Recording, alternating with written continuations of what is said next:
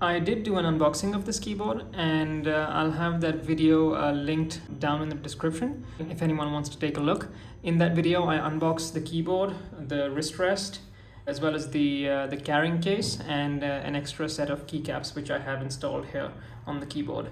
So this keyboard came with the stock keycaps, but I didn't really like the color scheme of the stock keycaps, even though they felt very good to type on. But I like this color scheme much better. A light blue, white, and a gray. And this is the version with the brown switches. So I'll just remove this key, and there you go. There you have the brown switches. So this is my first mechanical keyboard ever. I've never used a mechanical keyboard before this. So I'll just walk you through my experience with it and what I think of mechanical keyboards, and whether this particular one is worth purchasing or not. So with the K8 Pro, you have the option of either blue switches, the brown switches that I have here, or red switches. And these are all the Keychron G Pro switches. Now I tried all three switches at the Keychron store here in Bangalore, and I really like the brown ones the best.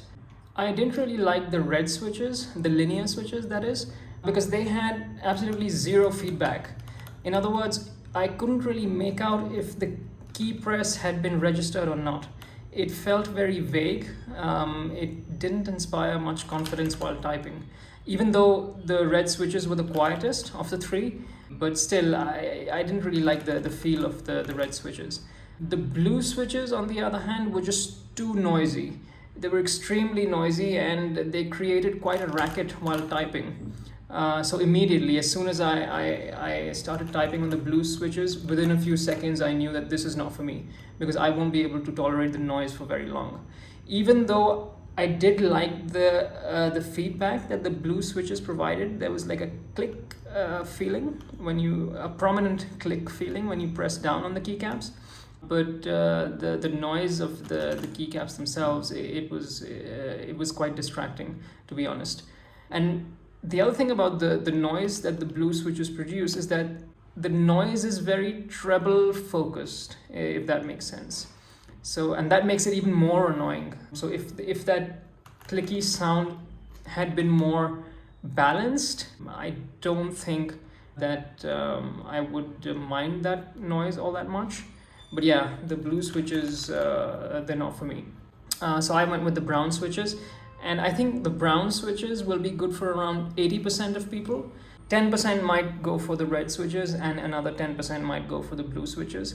But the majority of people, I think the brown switches are the best, because you do get that slight clickiness. Like you can tell when you've pressed down on the key, there's a little bit of a bump when you know that the key press has been registered, so that feedback is there. And the other thing is, they're not nearly as noisy as the blue switches. So yeah, I really recommend that if it's your first mechanical keyboard and you haven't had the opportunity to try it out in person, the three kinds of switches, I would recommend going for the brown switches. For someone who's been typing on regular membrane style keyboards their entire life, what does typing on a mechanical keyboard feel like? Well, it feels luxurious. It feels solid. It feels very intentional. It's hard to describe, but you actually end up typing faster on a mechanical keyboard, even with the additional key travel and the full profile keys, than a membrane style or a scissor switch keyboard. I'm not sure why that is, but I really enjoy it. So this particular keyboard that I bought has the white backlighting only. It doesn't have the RGB backlighting. So I'll just turn on the backlighting. There you go. One thing you should know if this is your first mechanical keyboard is that the backlighting doesn't shine through the legends on the keycaps. So you see these letters, they're in black ink, and they're painted on the keycaps themselves, so the backlighting doesn't shine through them. I believe these are known as double shot PBT keycaps. There are keycaps available where the light does shine through the letters, but the downside to those is that they get very oily and greasy, and you can see that shine on the keyboard after some time on the keycaps. So just keep that in mind. If you're planning to use this keyboard in the dark at night quite a lot, I would recommend that you get those kinds of keycaps where the light shines through the legends. And apparently those keycaps don't really have a very satisfying feel to them as far as the feel of touching the keycaps. The keyboard itself is quite tall actually from the side profile, and the keycaps themselves also are quite high. Now to counter this, I did buy a wrist rest. I don't have place to put it here because of my camera, but I usually use this keyboard with this wrist rest, and I would recommend a wrist rest even if you don't want to buy the Keychron one. I believe you can find cheaper ones on Amazon, but just make sure that they're of the same length as this 10 keyless keyboard. Another thing to note is that you'll notice that the first two rows of keys, the keys are actually angled backward slightly. So to correct that, I would recommend pulling out the feet of the keyboard and lifting it up. So if I just retract the feet down, there you go. Let me see if I can show this on camera. There you go. The feet are down. So now when I place the keyboard on the desk, you see these two rows of keys, they're angled down, they're angled backwards.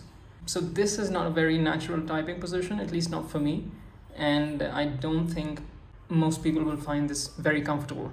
So to correct this, I would recommend using the highest level of the feet. So you have two levels. This is the lower height, I guess, and this is higher still. So I just came across this picture on the Keychron India website that'll better illustrate what I'm trying to say. So they've shown a keyboard here along with the wrist rest, and the legs of the keyboard are extended to the maximum position. And what that does is, if you notice the first two rows of keys, the tops of the keys are now parallel to the desk or the surface on which the keyboard rests. And you almost have this staircase-like effect where you're going from one level to the next higher, and so on and so forth. And this, I think, makes for a more natural typing position. The other thing that extending the legs out to the highest position does is it angles the top two rows of keys towards the user ever so slightly, as it should, in my opinion. And I think in conjunction with a wrist rest, this should be the most comfortable typing position for most people.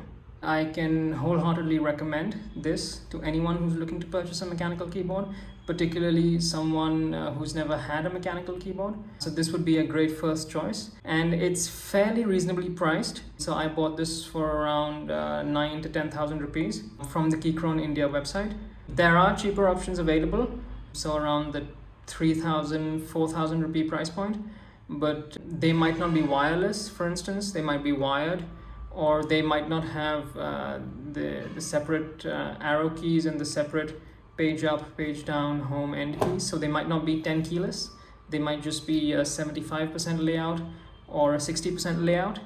So I think overall for all the features that this has, for the build quality, for the quality of the keycaps, for everything that you're getting, I think it's a fair price. By the way, I also tried out the regular non-pro series of Keychron keyboards. So the regular K series of keyboards at the store here in Bangalore, but I personally wasn't very impressed with them. I honestly preferred the premium feel of the keycaps of the Pro series. Also, I believe that on the non-pro model, so the regular K series keyboards, I don't think you can customize what each key does. I don't think you can customize macros either in the QMK VIA software. So just keep that in mind. So as for the build quality, this thing is built like a tank. Even though I got the plastic version, so the side rails on all four sides are made out of plastic, it feels extremely sturdy and extremely well built. Now, if you want the aluminium version, you can get that. So the side rails will be in aluminium, but that'll cost you around, I'd say, anywhere from 1,000 to 1,500 rupees more than the plastic one. But the other advantage with that is that you get RGB backlighting. Typing on this mechanical keyboard feels absolutely effortless, yet very intentional at the same time, if that makes sense. your fingers just glide over the keys. I mean, it is very satisfying to type on. Honestly, I don't think I can go back to a regular membrane style keyboard ever again.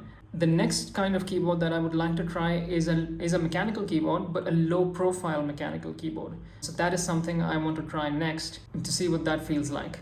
So yeah, if this is your first mechanical keyboard, I would absolutely recommend you purchase this Keychron K8 Pro keyboard. If you don't want the 10 keyless design, you want something smaller, maybe you can buy the 75% layout, or I think they even have a 60% or a 65%, I'm not sure. But Keychron India, as of September 2023, does not offer the low profile mechanical keyboards in India for sale, which is a shame, because had the low profile keyboards been available, I might have bought that as well in addition to this. The keycaps are replaceable, of course, as are the switches, so you can easily remove the switches and change them later on in case you ever get bored of the brown switches, or you want to try out the blue switches for a while, for instance. You can always do that. I'll leave links down in the description below for this keyboard if anyone wants to buy it, as well as the wrist rest, the extra set of keycaps that I bought, and the carrying case. So in case you're interested, you can have a look. You can use this keyboard with up to 4 devices, I believe, or at least 3 devices. So you press the FN and 1 key. So that's the first Bluetooth device. FN and 2 is the second Bluetooth device it's connected to. And FN and 3, it switches to the third Bluetooth device it's connected to. So you can connect it to your laptop, for instance, with FN1. FN and 2, you can connect it to your iPad. And FN and 3, you can connect it to your mobile phone. Whether you have an iPhone or an Android phone, it connects to both of them. It also connects to Windows and Mac, and there's a little switch on the side where you can switch between Windows and Mac. You have keycaps for Windows, and there's the Windows key and the Alt key. You also have the Command key and the Option key for Mac. And you can also use this keyboard as a wired keyboard. So you connect it via USB-C, and that way you can use it as a wired keyboard and charge it at the same time. The battery life on this seems to be quite good actually, particularly if you're not using the backlighting very often, which I don't, because I don't have the keycaps where the light shines through the legends, so the backlighting is practically useless for me. So I just use it in a well-lit room. I don't use this at night. I'm not sure about the specifics, but in my experience, you could even go a month without charging this if you're not using the backlighting. So before this, I was just using the keyboard on my laptop, which is a Dell XPS 15. And honestly, this now just feels strange to type on. After having experienced a mechanical keyboard, I don't think I can go back to this.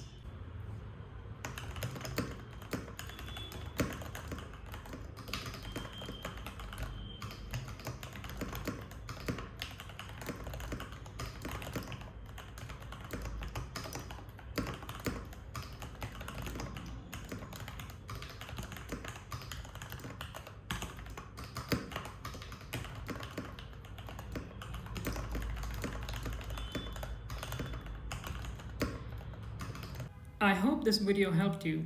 Thank you so much for watching.